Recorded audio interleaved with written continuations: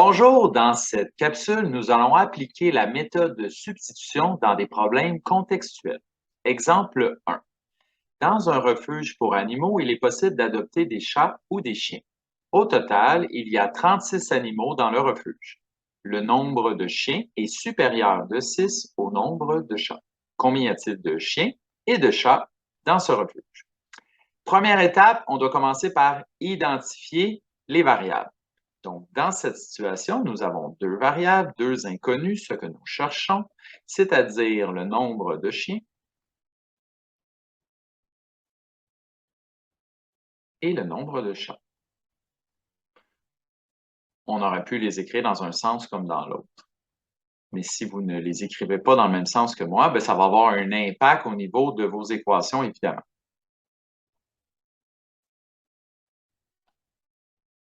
Donc, retournons au texte. Qu'est-ce que nous savons? Au total, il y a 36 animaux dans le refuge. Donc ça veut dire que lorsqu'on additionne le nombre de chiens et de chats, nous obtenons le nombre d'animaux dans le refuge, c'est-à-dire 36. Vous voyez, j'ai réécrit l'équation ici. Au total, il y en a 36. Donc moi, c'est la façon que je vous conseille de travailler. Regardez dans votre texte, identifiez ce qui peut se traduire par une équation et travaillez seulement cette partie du contexte. Donc le total est de 36 animaux. Donc, on va dire que le nombre de chiens additionné au nombre de chats est équivalent à 36. On continue le contexte. Le nombre de chiens est supérieur de 6 au nombre de chats. Le nombre de chiens, c'est X, il est supérieur de 6. Ça veut dire qu'il y a plus de chiens que de chats. Donc, pour créer une égalité, ce que je vous propose, c'est d'augmenter le nombre de chats parce qu'il y en a moins.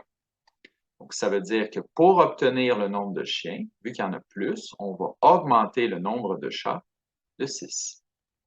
J'aurais pu aussi enlever 6 au nombre de chiens. J'aurais eu une autre équation, mais qui serait tout aussi bonne. Je vous suggère celle-ci.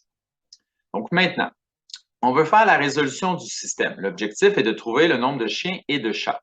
Donc, ce qu'on va faire, c'est appliquer la substitution. Pourquoi? Parce que la variable x est isolée dans ma deuxième équation. Vous voyez, on l'a ici. Je vais la mettre d'une autre couleur. Mon x, son équivalent algébrique, c'est y plus 6. Donc, je vais aller remplacer dans ma première équation le x par son équivalent algébrique. Donc, qu'est-ce que ça va me donner? Ça va me donner y plus 6. Ça, c'était mon x initialement. Lorsque j'additionne y, j'obtiens 36. Donc, en faisant ça, je me retrouve avec une équation dans laquelle il n'y a qu'une inconnue. Je vais pouvoir isoler cette inconnue. Y plus 6 plus y me donne 2y plus 6. Et tout ça est équivalent à 36. Je vais isoler le y. Je vais enlever 6 de part et d'autre de mon égalité.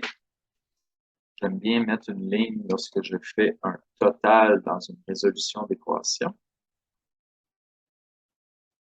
Moins 6 annule le plus 6, il va rester 2y du côté gauche. Et du côté droit, 36 moins 6, 30. Maintenant, on peut diviser par 2, diviser par 2. Encore une fois, j'aime bien me mettre une ligne pour le résultat. J'obtiens y égale 15. Y représente quoi dans mon problème? Représente le nombre de chats. Ça veut dire qu'il y aurait 15 chats dans ce refuge. Dans l'étape suivante, je dois aller travailler dans une équation ou dans l'autre, à ma discrétion, et je remplace le y par la valeur que j'ai trouvée, 15, pour trouver l'autre variable, le x. Je vais travailler dans l'équation 2. L'équation 2 est x égale y plus 6. Donc, si je remplace dans cette équation le y par 15, je vais obtenir 15 plus 6. Je vais remplacer mon y. 15 plus 6, 21. Donc, ça voudrait dire quoi? Ça voudrait dire que dans le refuge, il y a 21 chiens et 15 chats. Je veux valider ma réponse. Moi, je vais toujours valider ma réponse. Je vais vous l'écrire. Je vais mettre un petit encadré ici pour ma validation. Je vais me l'écrire. Validation. Pour faire ma validation, je dois aller travailler dans l'autre équation, pas celle que j'ai utilisée pour trouver mon x égale 21.